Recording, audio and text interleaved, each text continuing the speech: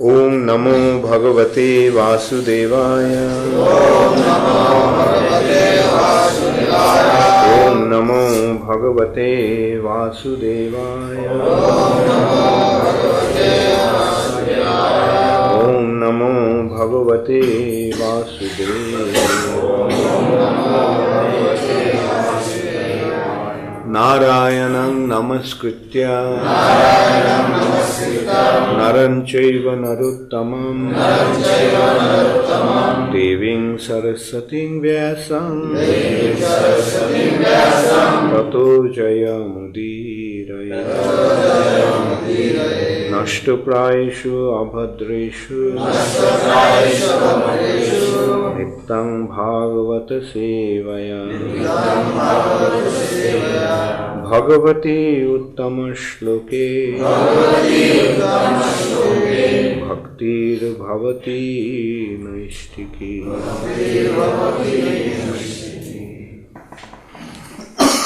Srimad Bhagavatam, 2nd Canto, 9th Chapter, Text 46. Yesterday I mentioned this is the last verse of this chapter. A very important chapter at that.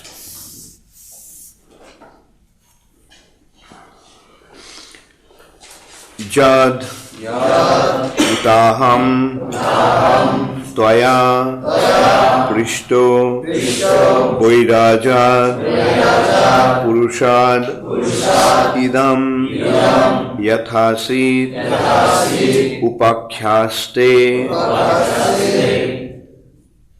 Prashnan Anyang Cha Kritsnashaha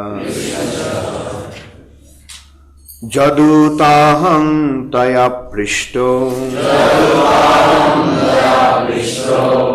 Vairajat Purushadidam Jathashitta Dupakshaste Prashnananscha Kritsnasaha Yadutaham Tvaya Prishto Vairajat Purushadidam Jathashitta Dupakhaste Jathasit Tad upakhaste Prashnananscha Kritsnasaha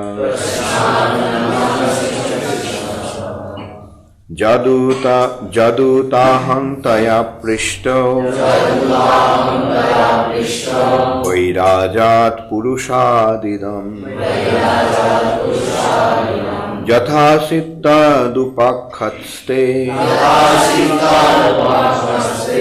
Prashnananscha Kritsnasaha.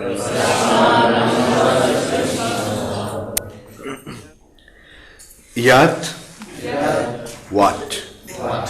Uta is however. Aham, I. Tvaya, by you. Prishtaha, I am asked. Vairaja, from the universal form. Purusha, from the personality of Godhead. Idam, this world. Yatha, as it. Asid, was. Tat, that. Upakhaste, I shall explain. Prashnan, all the questions. Anyan, others. Cha, as well as. Kritsnasaha, in great detail.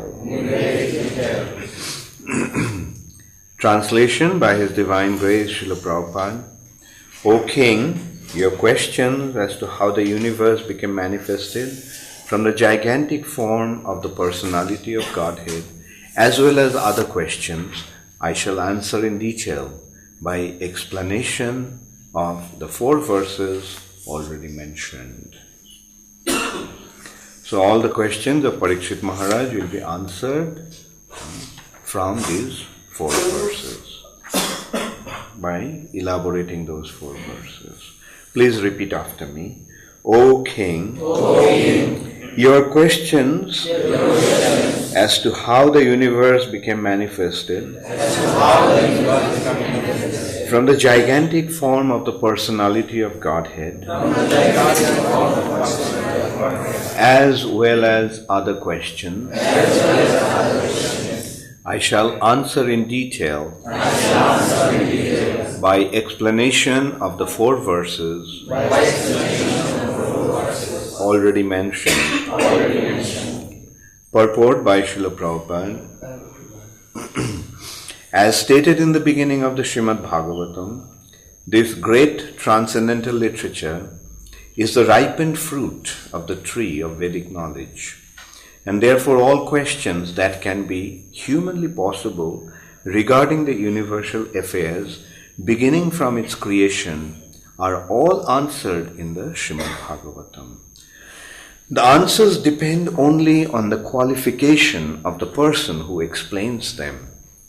The 10 divisions of Srimad Bhagavatam, as explained by the great speaker Srila Sukadeva Goswami, are the limitation of all questions, and intelligent persons will derive all intellectual benefits from them by proper utilization.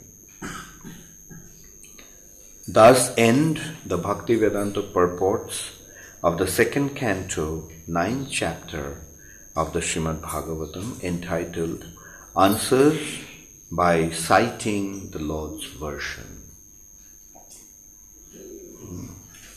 So, it's a very wonderful verse and a brilliant purport by Srila Prabhupada, although very small, not a very elaborate purport, but this purport is so powerful, so potent. In this one purport, Prabhupada is actually explaining that Srimad Bhagavatam is the essence of the entire Vedic scriptures, Vedic knowledge, is the ripened fruit of the tree of Vedic knowledge. Why do we need a tree? Why do we need a mango tree? Why do we need a mango tree? For mangoes. The purpose of the tree is the fruit. Similarly, if Bhagavatam is compared to a tree, Bhagavatam actually has been compared to a tree, a very special kind of tree. What kind of tree is that? Very good. Kalpa Vriksha. Kalpa Vriksha. Kalpa Vriksha means desire-fulfilling tree. If you go to a mango tree, you will get only mango. If your desire is to get jam fruit, you will get it from mango tree. But if there is a tree that you can go with any desire, and the tree will be able to supply that, or the tree will supply that. Is there any tree like that? Brajakishore? Is there some tree that fulfills all desires? Yes. Where is that tree? Okay, what's it called? Kalpataru. Kalpa Vriksha, Kalpataru, desire tree. Now, if there is a tree that fulfills all desires, can you imagine how wonderful would be the fruit of that tree? There is a tree that fulfills all your desires. Then how wonderful will be the fruit of that tree? And not only that fruit, the fruit will be wonderful, but it will be even more wonderful if the fruit is fully ripened. And then, if a fruit is picked by a parrot, what happens? Do you know this secret? Yeah. क्या होता है? Test, हाँ, बहुत tasty बन जाता है और भी मीठा हो जाता है. तो Sukha, the word Sukha actually means also a parrot. Sukadeva Goswami. Now this fruit has been blended with the nectar from the mouth of Sukadeva Goswami. It has been pecked. It has been spoken by Sukadeva Goswami. Therefore it has been even more relishable. And that is Srimad Bhagavatam. The third verse of the Srimad Bhagavatam explains that. Nigama called that's what actually that verse says, the third verse of the first chapter of the first canto. Nigam means the Vedas. Just Vedas have Agama and Nigama. Just Vedas have Shruti and Smriti. Shruti and Smriti. Agama and Nigama. So the Vedic knowledge is described as Nigama. And Nigama is has been compared to Kalpavriksha. Nigama Kalpatarur Golitam Phalam, the ripened fruit of that Kalpataru. Galita means ripened. Golitam Phalam. And Sukha Mukhad Amrita Drava Sanjutam. It has been Sanjutam. Sanjutam means mixed with, blended with. Sukha Mukhad Amrita. The nectar from the mouth of Srila Rupa Goswami. And who drinks this fruit? Pivata Bhagavatam Rasam Alayam. This Rasam Alayam, Rasam means juice. Rasam means juice. And now this fruit is the Alayam. Alayam means just like Himalayam. What is Himalayam? Alaya means reservoir, the source. So Rasamalayam, the reservoir of rasas. Pivata Bhagavatam, who drinks this Rasamalayam, this rasas from this the original nectar from this original source, Srimad Bhagavatam, Muhuraha Rasika. Rasika means those who understand or those who can relish the rasas. Rasika. Devotees, those who relish the rasas. And how do they drink this?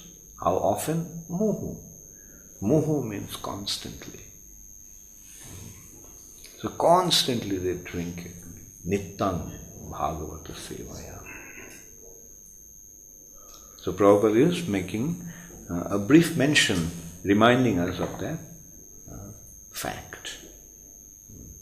Bhagavatam is the desire tree, great transcendental literature, is the ripened fruit of the tree of Vedic knowledge, and therefore all questions that can be humanly possible regarding the universal affair, beginning from its creation, are all answered in the Srimad Bhagavatam. In the Chatushloki also, that has been pointed out. How? How it has been pointed out? Who remembers? Very good. Etavadeva jigyasam. All the questions is answered by these 4 verses, answered by Srimad Bhagavatam, answered by the presentation of Srimad Bhagavatam within Srimad Bhagavatam. Etavad eva jigyasam. Annaya Vatirekabhyam. directly or indirectly, at all time, at all place. Jat sat sarvatra sat. The answers depend. Now, the point is Prabhupada making. The answers depend only on the qualification of the person who explains them. Bhagavatam has the answers to all questions. But it will depend upon the expertise of the personality who is answering and his command over the subject of Srimad Bhagavatam. That's why Prabhupada used to challenge. If you have a question, I have an answer. And all those answers make such sense. It's completely clear and perfect answers. There's a book also, I generally recommend everybody to read that book.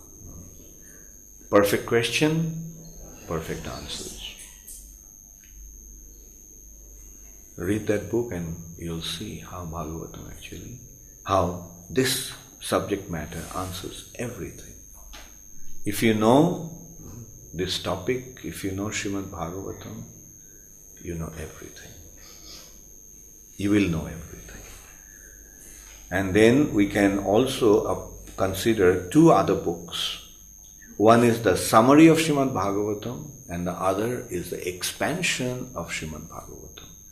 If you read those two books, you will know everything.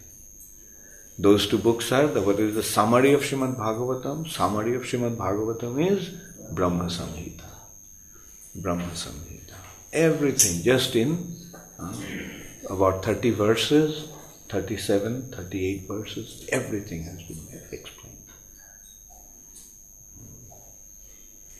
People have so many doubts, so many confusions about the demigods and Krishna.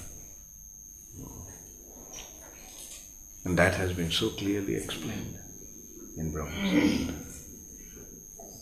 In English, actually the problem is that in English, everything is lumped into the expression God. Everything is God. Therefore, they think that Hinduism is a polytheistic religion. Hinduism believes in many gods and goddesses. Isn't that a misconception? But is Hinduism actually, does Hinduism believe in many gods and goddesses? Or does Hinduism believe in one God? What is your understanding? Yes. Now who are the other gods then? Very good. They are not gods, they are demigods.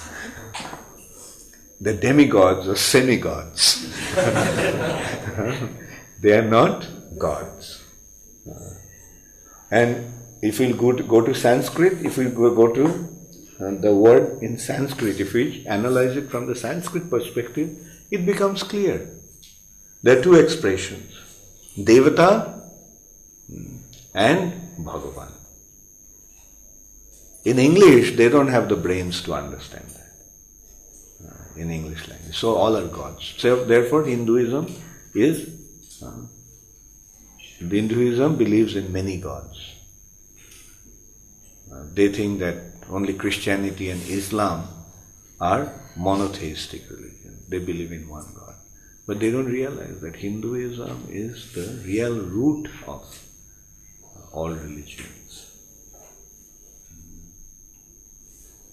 There's one God only. And that is Ishvara Parama Krishna Satchidananda Vigraha. Krishna is the Satchidananda Vigraha. Krishna is the Parama Ishvara. Krishna is the Parameshvara. Supreme Personality of Godhead. And he has different incarnations. Bhagavatam explains that Ete Changsha Kala Pungsha Krishnastu Bhagavan. Different incarnations have been described, and after that it has been pointed out, all these incarnations are parts, and the parts of the parts are parts of the parts of the parts of Krishna. Ansa and Kala. But Krishnastu Bhagavan Swayam. But Krishna is the Swayam Bhagavan, Supreme Personality of Godhead. And who are the Devatas? Devatas are different, responsible in charges of the affairs of the universe. The whole creation has been described. So in Brahma Samhita, if you go to Brahma Samhita, then we will see what is an universe. What is one universe? One universe is a bubble rising from the pore of Brahma's body. Mahavishnu's body. Just one little bubble as he is breathing. So is there only one universe? No. There are unlimited universes. Even the universe, even the material nature is unlimited. Even the number of universes is unlimited. Like we can consider that the universes are rising from universes are manifesting from the body of Brahma, from every pores of Brahma as Brahma is breathing. As Mahavishnu is breathing. Now, is Mahavishnu's body limited? So Mahavishnu's body is unlimited. So the pores in Mahavishnu's body is limited? Is unlimited. So the number of universes is limited? No, it's also unlimited. So this is how inconceivable creation is. And each universe has one Brahma.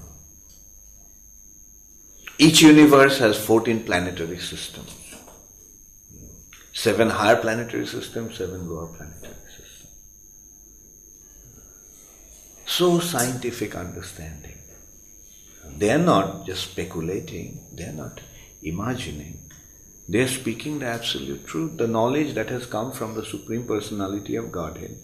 And upon seeing those knowledge, they are actually imparting this knowledge. Like who knows better than the universe than Lord Brahma himself?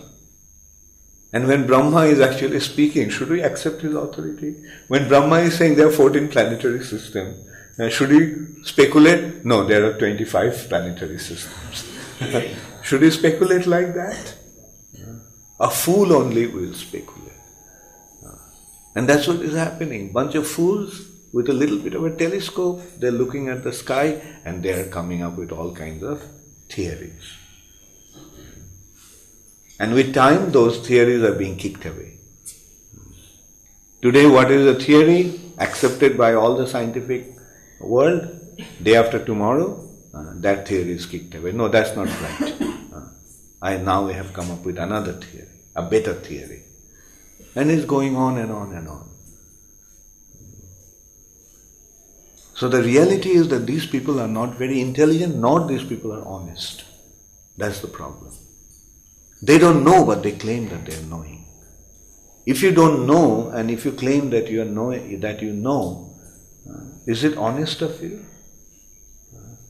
Doesn't it sometimes happen? Like you ask the direction from somebody in a new place, and he tells you something which is not correct. In India, it's a very common thing.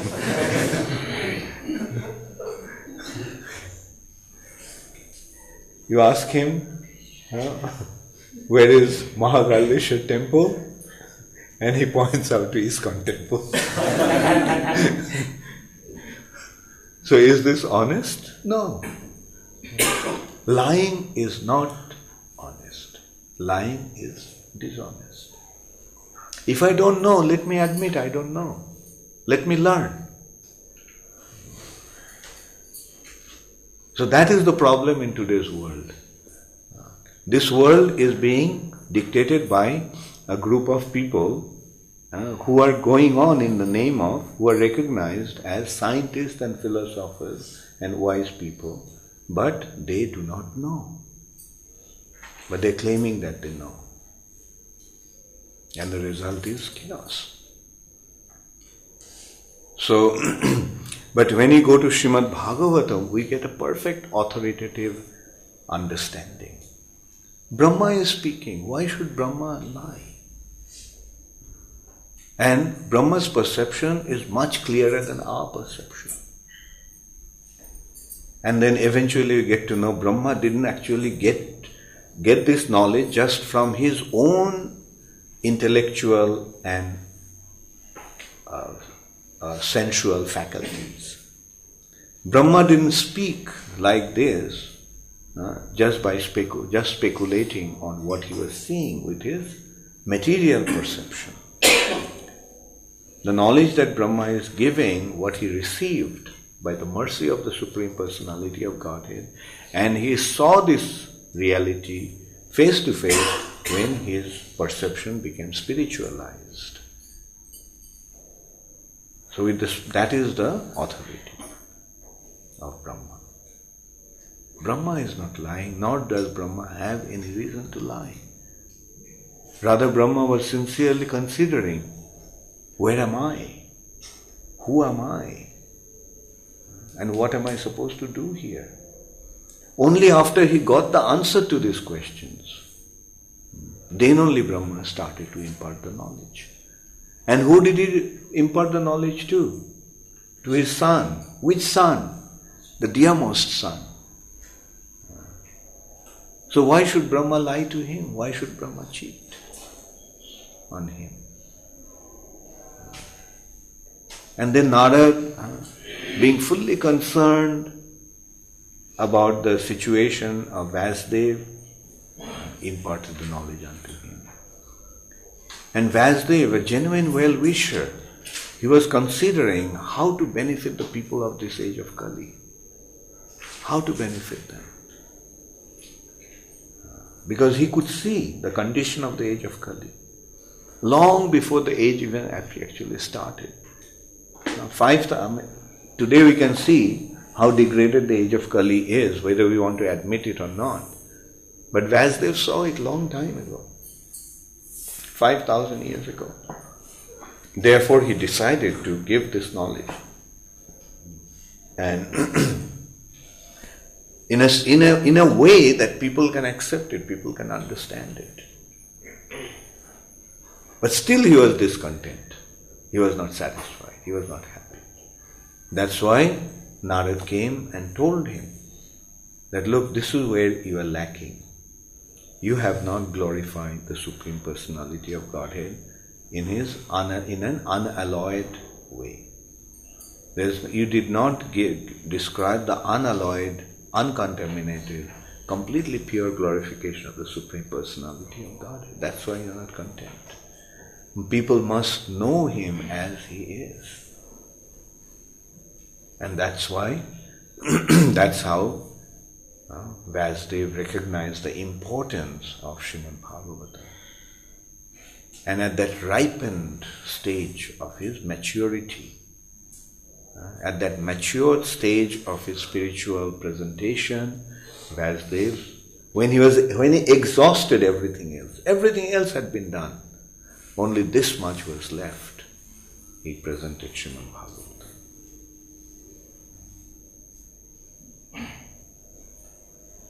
So Brahma Samhita is Brahma's presentation of the Absolute Truth. He is the essence of his understanding upon seeing the Supreme Personality of Godhead face to face in the spiritual sky. Brahma has given Brahma Samhita. So that is the essence of Srimad Bhagavatam. How many of you read Sri Brahma Samhita? Oh, so few. Okay. Many of you didn't read. Make it a point to read Brahma Samhita. When did I give a seminar on Brahma Samhita? How long back was that? 4 years.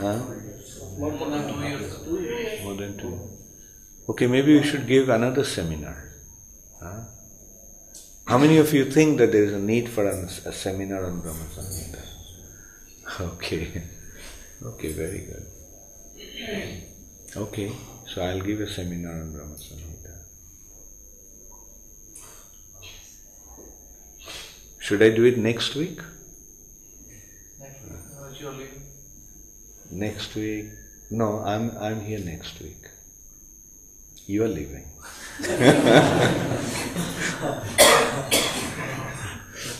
And That's why I was thinking, maybe before I go, should I give the seminar in Brahma Samhita? When are you leaving? I'm not sure. Can we start? Can you start it today? आप अगर आदेश करेंगे तो जरूर करेंगे. But in the evening we are doing Chaitanya Charitamrita. Or then let me come back. When I come back, for 3 days we can do Brahma Samhita. Right? And in the meantime, let's carry on with Chaitanya Charitamrita. Actually, from 13th I have a class. I have a meeting. GBC meeting is starting here on the 13th, so I'll be very busy with that. So maybe we can do it on 9th, 10th, 11th, or 10th, 11th, and 12th. What will be better, President Saab?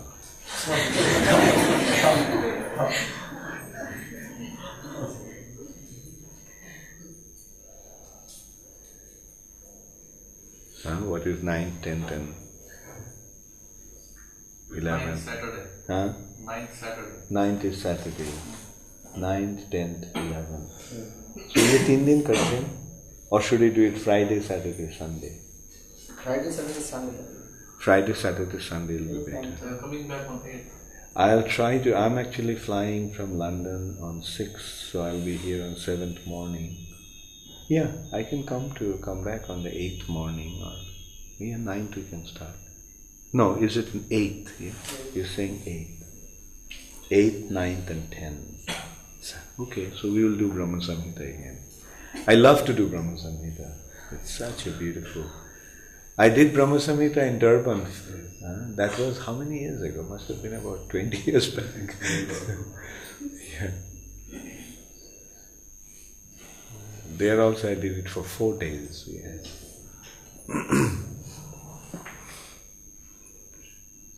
And there will be an exams after that. Alright? 3 days, and the 4th day there will be an examination. Okay. So Brahma Samhita is the essence of Srimad Bhagavatam. So if you know Brahma Samhita, you understood Bhagavatam. Everything has been described there. Like in places like Ujjain we find there's such a big confusion about Lord Shiva and Gopal. Isn't it? Shiva and Krishna. मैं शिव भक्त हूँ, आप कृष्ण भक्त हैं. But who is Lord Shiva? Shiv जी कृष्ण से भी बड़े हैं. And Krishna Bhakta just saying, no, Krishna सबसे बड़े हैं. और कारण इसके कारण क्या हो रहा है? संघर्ष हो रहा है. बल्कि शिव जी कौन है? ब्रह्म संहिता में क्या वर्णन है उसका? Okay, Raghav Pandit ji is looking at the Brahma संहिता.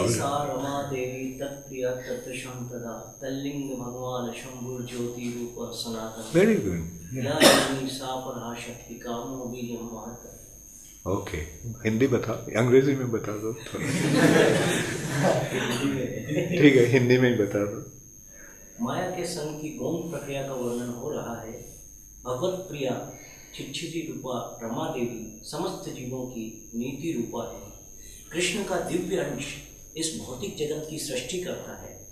सृष्टि के समय कृष्णांश से जो स्वांश ज्योति प्रकट होती है वही भगवान शंभु रूप भगवत लिंग अर्थात प्रकटित चिन्ह विशेष है. वही सनातन ज्योति के धुंधले प्रकाश का आभास है. वह लिंग नीति के वशीभूत भौतिक जगत के उत्पादक का अंश है. नीति से जो प्रसवनी शक्ति उदित होती है वही अपरा शक्ति योनि रूपी. अच्छा, ठीक है, ये तो माया है. बल्कि शिव जी के बारे में जो बताया फिर से बता दो. कृष्ण का दिव्य अंश इस भौतिक जगत की सृष्टि करता है. सृष्टि के समय उस कृष्णांश से जो स्वांश ज्योति प्रकट होती है वही भगवान शंभु भगवत लिंग अर्थात. ओके, सब समझ गए? हाँ, कोई प्रश्न है? कृष्ण का जो शक्ति जगत का सृष्टि करता है, जो अंश जगत का सृष्टि करता है, कौन से अंश जगत का सृष्टि करता है? महाविष्णु। विष्णु रूप के द्वारा जगत का सृष्टि होता है। अच्छा, उनका जो ज्योति है, ज्योति का मतलब कौन सी ज्योति? ये विष्णु का ज्योति कौन सी ज्योति यहाँ जिसका वर्णन हुआ है? उन्होंने जब माया के प्रति दृष्टिपात करते हैं, वो दृष्टिपात है शंभु। अच्छा, आप विचार करो, माया के साथ शिव जी का संपर्क क्या है? महामाया के साथ शिव जी का संपर्क क्या है? हाँ, पति है, माया के पति है शिव जी। पार्वती, दुर्गा, काली सब शिव जी के पत्नी हैं। हाँ, तो शिव जी ऐसे विष्णु का अंश है, कृष्ण का अंश है, जो इस भौतिक जगत में सृष्टि कार्य में युक्त रहे हैं। सृष्टि कार्य में कैसे? क्योंकि उनकी दृष्टिपात के द्वारा सारे जीवात्माओं इस भौतिक जगत में आता है। अच्छा, आप देखिए, शिव जी पिता है, ये माया क्या है? माया माता है। तो शिव जी माया का पति है, तो शिव जी कौन हो रहा है? पिता हो रहा है। और पिता के रूप में पिता क्या करते हैं? पिता के माध्यम हम भौतिक जगत में आते हैं। तो ऐसे शिव जी के माध्यम हम इस भौतिक जगत में आए।